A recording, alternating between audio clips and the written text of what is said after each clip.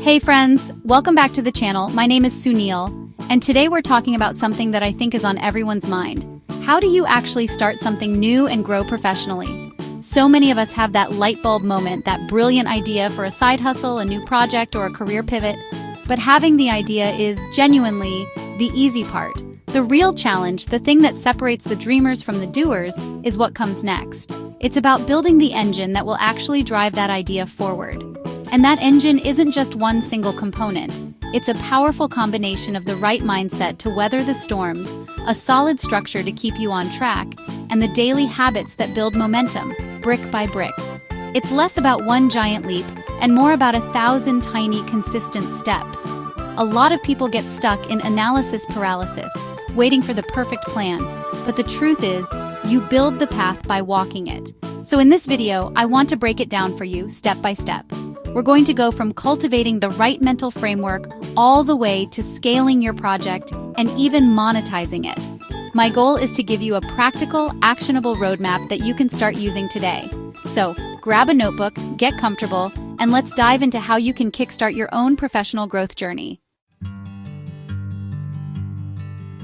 Alright, so before we even think about what we're going to build, we need to talk about the foundation, our mindset.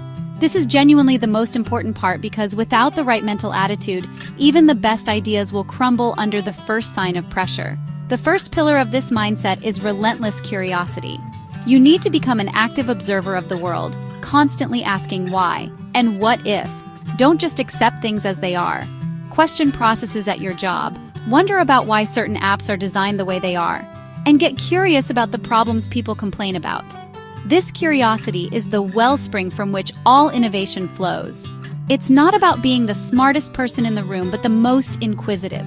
Next, we have to talk about something everyone tries to avoid: failure. Let's reframe it. Failure isn't the opposite of success. It's a part of the process. You have to actively embrace it. Seriously, every failed attempt is just a data point. It's feedback telling you what doesn't work, which is incredibly valuable information. The most successful people I know have failed more times than most people have even tried. The key is resilience, the ability to get knocked down, learn the lesson, and get back up with a better strategy. So give yourself permission to experiment and to not get it right the first time. That's where the real learning happens. Finally, all of this is held together by a growth mindset, a concept from psychologist Carol Dweck. This is the core belief that your abilities and intelligence can be developed through dedication and hard work. It's the difference between saying, "I'm not good at this," and "I'm not good at this yet." When you believe you can improve, you start seeing challenges as opportunities to learn, not as threats to your ego. You seek out feedback instead of shying away from it. Every single day becomes an opportunity to get 1% better, and that compounds into massive growth over time. Okay, with our mindset in check, it's time to find our focus. Where do we direct all this positive energy? A great starting point is to look at your own life. What are the daily frustrations and inefficiencies you encounter? Think about your work, your hobbies, your daily routines. Is there a repetitive task that you wish could be automated? Is there a piece of information that's always difficult to find? These little annoyances are often symptoms of bigger problems that many other people are also facing. Keep a problem journal for a week and just jot down every little thing that makes you think, there has to be a better way. This is your personal goldmine of ideas. Once you have a list of problems, the next step is to find the intersection between what needs solving, what you're good at, and what you actually enjoy. Draw 3 overlapping circles like a Venn diagram. In the first circle, list your skills, both hard skills like coding or graphic design, and soft skills like communication or project management. In the second, list your passions and interests. What do you love learning about in your free time? And in the third, list the problems you identified. The sweet spot, your innovation area, lies where those 3 circles overlap. This alignment is crucial because it ensures you'll have both the capability and the motivation to see the project through. Now that you have a potential idea, it's time for some light reconnaissance. Who else is trying to solve this problem? Do a bit of research on potential competitors or existing solutions. But don't get discouraged if you find some. This is actually a good thing. It validates that the problem is real. Your goal isn't to find a completely untouched market, but to find opportunities for improvement. How can you do it better? faster, cheaper, or for a slightly different niche. Read customer reviews of existing products. What are people complaining about? What features are they begging for? This is where you can carve out your unique angle and define your value proposition. One of the biggest mistakes I see people make is trying to build the perfect, all-singing, all-dancing version of their idea from day one. They spend months or even years in a cave, secretly building what they think is a masterpiece, only to launch it to the sound of crickets. We need to avoid this at all costs. The solution is the minimum viable product, or MVP. The MVP is the most basic version of your product that allows you to solve one core problem for a specific set of users. It's not about shipping an unfinished or buggy product. It's about shipping the simplest possible solution that delivers real value. Think of it this way. If your idea is to build a car, you don't start by building a wheel, then an axle, and so on.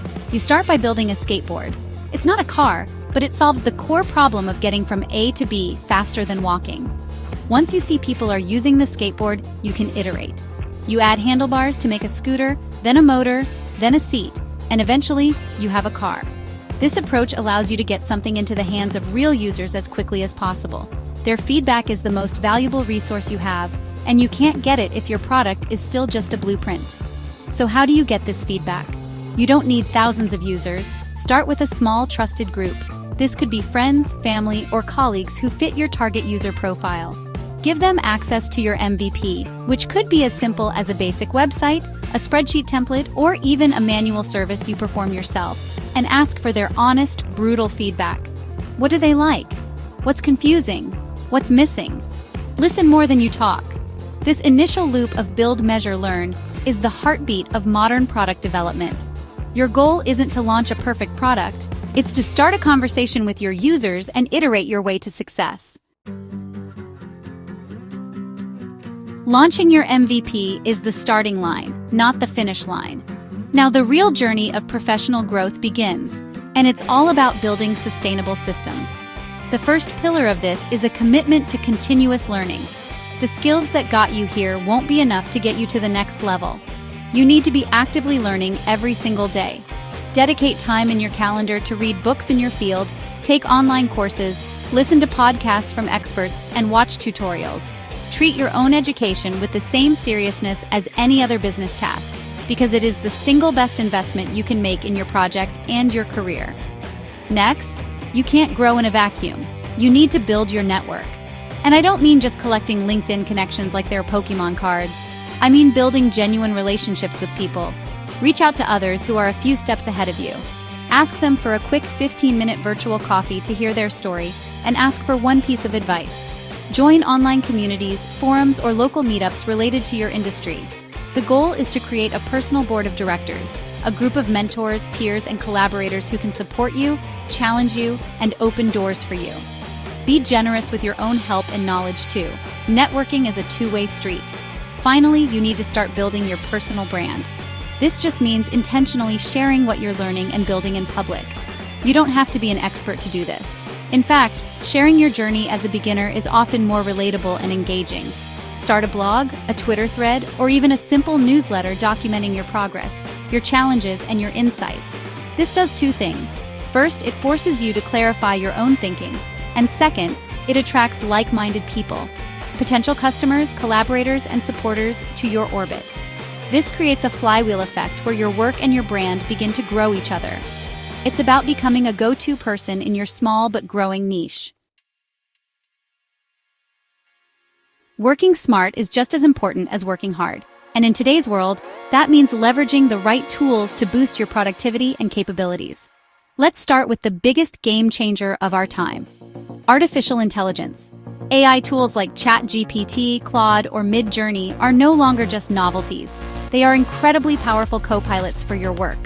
You can use them to brainstorm ideas, draft emails, write code, create marketing copy, and even generate images for your content.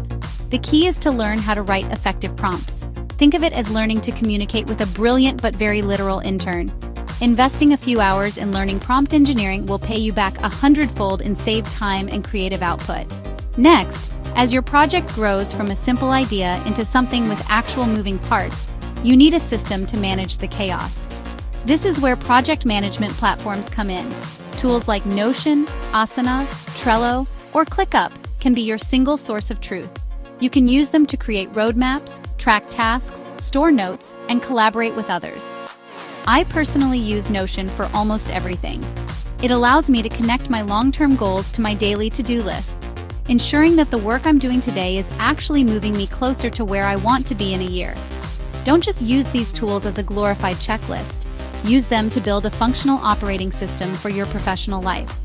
Finally, we've already talked about continuous learning, but it's worth highlighting the incredible resources available online. Platforms like Skillshare, Coursera, and even YouTube itself are universities in their own right. If you need to learn how to build a website, run Facebook ads, or improve your video editing skills, there is a course or a tutorial for that, often for free or for a very low cost. The barrier to acquiring new skills has never been lower. Create a curriculum for yourself. Identify the key skills you need for the next stage of your growth, and proactively seek out the best resources to learn them. This habit of skill acquisition is a superpower. So, you've got a working MVP, you're getting great feedback, and you're starting to build a community around your project. The next logical question is, how do you turn this into something sustainable? Let's talk about monetization and scaling. The first thing to consider is that there are many ways to monetize, and you should choose one that aligns with the value you provide. It could be a subscription model, a one-time purchase, a service fee, affiliate marketing, or even advertising. Don't be afraid to charge for your work. If you are solving a real problem for people, they will be willing to pay for the solution. Start with a simple pricing structure and be prepared to experiment. As you start to generate revenue or prove that there's significant user traction, you might consider seeking external funding. This could come from angel investors, venture capital firms, or even crowdfunding platforms like Kickstarter. But a word of caution: funding is not a measure of success, it's rocket fuel. It will make you go faster, but it also magnifies your mistakes. You should only seek funding when you have a clear plan for how you will use the capital to grow. For example, to hire key personnel, invest in marketing, or scale your technical infrastructure. Bootstrapping, or funding the business from your own revenue, is often a slower but more sustainable path for many. And that brings us to the final point: scaling your team. In the beginning, you are the chief everything officer. You do the marketing, the sales, the product development, and the customer support. But you cannot scale yourself. To grow, you need to build a team. Look for people who have complementary skills to your own. If you're a product person, find a great marketer. If you're a technical founder, find someone who understands sales and operations. More importantly, find people who share your vision and values. Building a team is one of the hardest but most rewarding parts of the journey. Scale gradually, hiring only when the pain of not having someone in a role becomes unbearable. And that's it. A 6-step framework to take you from a flicker of an idea to a growing, thriving professional project. We've covered everything from building the right mindset to the practicalities of scaling and monetization. It might seem like a lot, and in many ways it is, but remember that you don't have to do it all at once. The most important thing you can do after watching this video is to just take the first, smallest possible step. What is one thing from this video that you can do today? Growth is a journey, not a sprint. It's a marathon composed of thousands of little steps, consistent effort, and a whole lot of learning along the way. There will be days when you feel like you're on top of the world and days when you question everything. That's all part of the process. The key is to just keep showing up, keep learning, and keep moving forward, even if it's just by an inch. Celebrate the small wins, because they are the fuel that will keep you going for the long haul. I would absolutely love to hear about your journey. So, down in the comments, let me know what your idea is, or what first step you're planning to take. Sharing your goals publicly is a powerful way to create accountability. And as you progress, come back and share your wins and your lessons. We can all learn from each other. If you found this video helpful, a cheeky tap on the like button would be amazing, and consider subscribing for more content on productivity and professional growth. Thanks so much for watching, and I'll see you in the next one.